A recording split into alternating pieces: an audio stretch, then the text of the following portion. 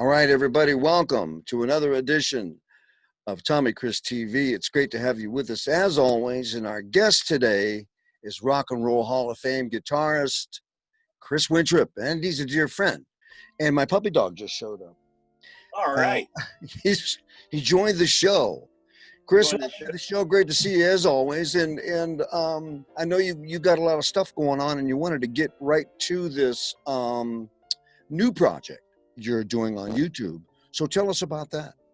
Okay, well, my studio is at Gattuso's Music Center. Okay. You know this place very well. Oh yeah, yeah. First album here. I did too many recordings there.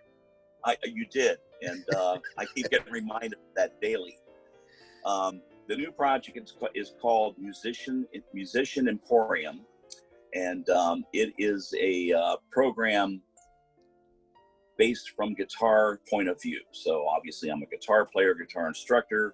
I teach 50 students a month. I decided after watching some YouTube videos of some other gentlemen who have programs, such as Rick Beato and Tom Bukovac, they got a specific niche audience and a specific thing they do. I wanted to go a step further. I wanted to get into not only guitar techniques, everything from tone to technique, guitar for beginners, the easy way and the simplest way to get your fingers on a guitar, because a beginner guitar session can be very frustrating if they don't have the right instructor. Things like pedal boards, what pedal boards work the best with which wires, digital amp versus tube amps, studio sessions, a little bit of everything. So that's what the program's going to be about. Sounds great. So when's this going to kick in? I should be airing the first, the pilot should be actually aired next week. Pilot. Okay. Yeah, I'm going to pilot, and then there'll be a series of videos to follow right after that. Send me a link to that. I will. Check that out. Yeah. So now your other stuff, you're still doing the, whenever you can, when we get past the COVID-19 thing here, and hopefully we're close to doing that, but I'm not sure. But the Clapton tribute group that you have is, you're still doing that? Yeah, 7 years now, Tommy, and it's been a very successful run. How many times must I say I love you before you finally understand? Won't you be my forever woman? I try to be your forever man. For outdoor amphitheater with a lot of space, kind of like a mini Blossom, and that's July 18th. And then July 25th, we're going to be appearing at the MGM Neon Room in Northfield Park. Say that one more time. I think I temporarily lost you there on that one. Say that second one more time. On July 25th, we're scheduled to play at the MGM Neon Room in Northfield Park. Okay, great. That's a nice room too, right? It's a nice room. I don't know how they're going to do it this time with the distancing, because it only holds 380 people. So I'm not sure how they're going to do it, but we're still contracted and scheduled to be there. So I'm thrilled. Well, you could always ask them, how many people are you going to put in this place? Okay. So the Music Emporium is going to kick in with the pilot soon. Eric Clapton is going to kick it back in whenever the COVID thing is over with. Right. And you still have your guitar academy, right? That's For the mostly children, right? No, I've got adults. I have my oldest student is 83. Wow. Yeah.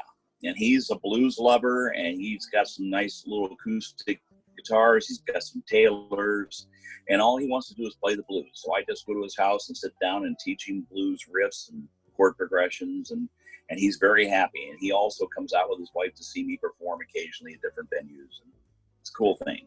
So how's he doing with it? Is he good? Yeah, he's pretty decent, man. I mean, it's, I really admire this guy because, in his 80s, and he's not sitting around, he's playing the guitar and keeping his brain stimulated. He's in his 80s. I'm not that far away from him. I'm not. But anyway, yeah, the Guitar Academy. How about I noticed recently online that you were doing a jazz thing at the Passion Blues. Passion Blues. I was there once a month until COVID kicked in. We had a great run last year, and beginning of this year, before March 14th, we were there once a month, and the lineup was Scott Gruhl on drums, Daniel Porter on keyboards, Bob Esterly, who we both know very, very well. I think you've had him on your show. He was on the show. Great, great musician, and he keeps me on my toes, man. So, and I'm on the guitar and singing. Well, that's so it's a jazz / R&B funk kind of thing. You know, we'll go from doing cover 70s or 80s tunes to, or even 60s tunes to Miles Davis, Herbie Hancock, George Benson, that kind of stuff. Well, that's cool.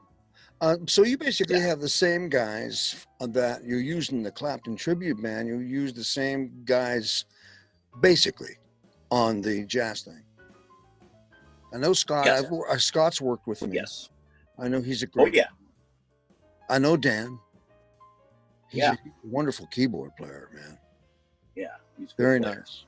And of course, Bob he's a fantastic. What are you doing for bass on the jazz thing? Left-hand bass? Dan, left-hand bass. But occasionally, a friend of mine that I played with 54 years ago, this is a cool story. His name is Michael Covert. He's been coming out and just joining the band, not getting paid, just comes out and sits in with the band and plays bass with us. So he and I had a band in the 60s, and we were doing Traffic and early Zeppelin and, you know, a little bit of crazy stuff. But anyway, he started coming around, watching the band, came up one night and said, "Hey, do you mind if I bring my bass and just play with you guys?" And I said, "Sure." So he's been with us ever since. So now it's turned into a 5-piece, and he's a great player. He's also in my newest band, tribute band called Southern Roots. He's the bass player. Yeah, that's right. That was one thing that I did forget to ask you about, was the Southern Roots, the Southern Rock tribute band, right? Yes, it's actually the southern quadrant of the United States, so it's not just Southern rock. So it's Allman Brothers, Jackson Browne, who's from Southern California. We do some ZZ Top, and we do CCR and 38 Special. That's kind of the target. And then we threw a few other things, and we do some Doobie Brothers and some other stuff. So it's a cool band. Sounds good. Sounds nice. I see a guitar back there. Did you want to pick something for us? Oh, what, that guitar? That's one of my students. It's got a guitar sitting here I can pick up. I can talk about what I'm going to be doing with my students. Yeah, show us what's going to be happening with that. Yeah. What do you got there? Looks like a Les Paul or a Les Paul Studio. Okay. And so my biggest pet peeve is with guitar books like Mel Bay, which I learned out of. I mean, I was taught. My teacher was a Chet Atkins picker. God rest his soul. Virgil Smith. He used to teach Hirkatusos. I started with him when I was 12 years old. He taught me how to read out of Mel Bay books. I started with Mel Bay Primer, Mel Bay 1, and went all the way to Mel Bay 4. But the Beatles were happening, man, and I wanted to play like the Beatles. I wanted to play rock and roll, and he did not teach it, you know. So for a beginner who's never picked up the guitar, in my opinion, try to teach them a C chord, which is the first chord they teach you in Mel Bay, is ridiculous, because you don't have the muscle memory in these fingers to do that.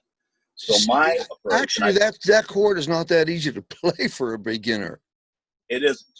Exactly what I'm trying to say. So for years, I've been teaching only E minor and A sus2, because in my opinion, these are the two strongest fingers on your hand. And if you can get those, because the first thing you do when you pick the instrument up is try to hold it. If you don't have a strap, you have to learn how to hold it. Then you got to get comfortable with the thumb position and the picking strokes, and there's a lot to go on when you first start. So playing E minor to A sus2 is a great start. And then you get the right hand going right away with, because this is now prepping them for things like double picking. So when they start doing up and down strokes, so this rhythm back and forth of the right hand is a very important aspect of learning. E minor and A sus2 are also great because all you have to do to get E major is add the first finger. And A minor, you just move everything down, of course. And then you learn C, because you've got these 3 fingers already strong and the muscles in the hand. And then when you go to play C and G, it's much easier. So that's the approach I use for beginners. And it's worked for me for 50 years. Can't argue with that. No. 50 years is a long time. It is a long time. That's exciting. I'm looking forward to seeing this show on YouTube, and it's going to be. Let me know when the real debut is. Send me a link, and I'll announce it on the show and all that. And another thing that's good part of the program is, I mean, a lot of kids play bar chords, and they have a function, you know. But I teach what I call secondary chord positions instead of playing an A7 bar chord where these bass notes get in the way of the bass player or the keyboard player. I teach them this A7 instead of, well, you know, and when I go ahead. I'm sorry. I like bar chords because I like the way they sound. I like the fullness of a bar chord. They're great. But if you want to do some inside picking, then the position that you've got right now is probably the way to go. It is the way to go. And you can get to a 9 chord quickly, and you can get to an altered chord, a 13 extension, and another 7. And you can also get a 9. So you get all these chords from one application. So that's one of the things I'm going to really stress in the program for guitar players. So, well, that's cool. Well, good luck with it. You know, I always wish you continued success, and thanks for allowing us to inside that the fabulous Gattuso's music store, and you guys don't forget, Chris, out there's another plug. Another plug for our dear friends Gattuso. Got to take care of the family, man. They've taken care of me for years, and they allowed me this to work out of. So I've got to give them some kudos, you know.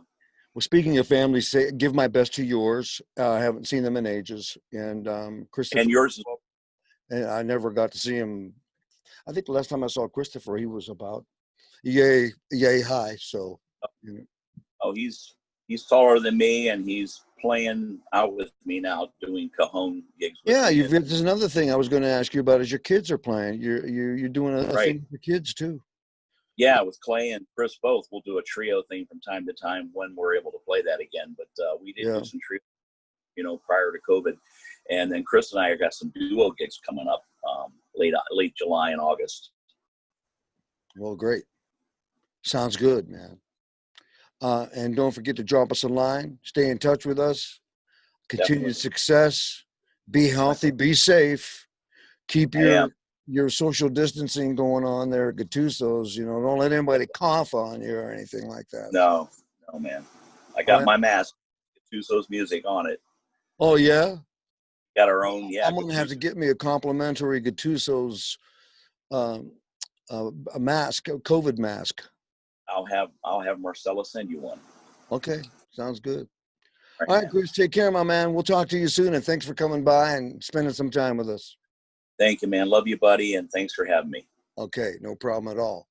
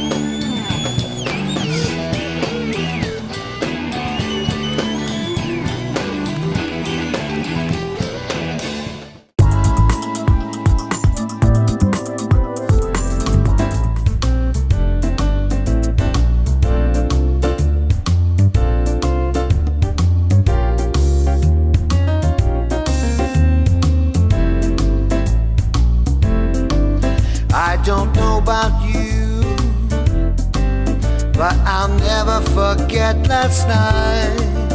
Everything seems so right between you and me. We had champagne on ice, a little sugar and spice. It was a sweet rendezvous under big city lights. Oh, last night we held each other tight. It was a preview of what love could be like. Oh, last night was a ride in a limousine. It was fine French cuisine, Caribbean cruise for two. I woke up to a morning light, hadn't felt that good in years, 'cause you wiped away the tears with just a kiss, one sweet little kiss. How about dinner at 8, so that we can reacquaint? Things we did the night before, wouldn't that be great? Oh, last night we held each other. Oh, we held each other tight. It was a preview of what love could be like. Yeah, last night was a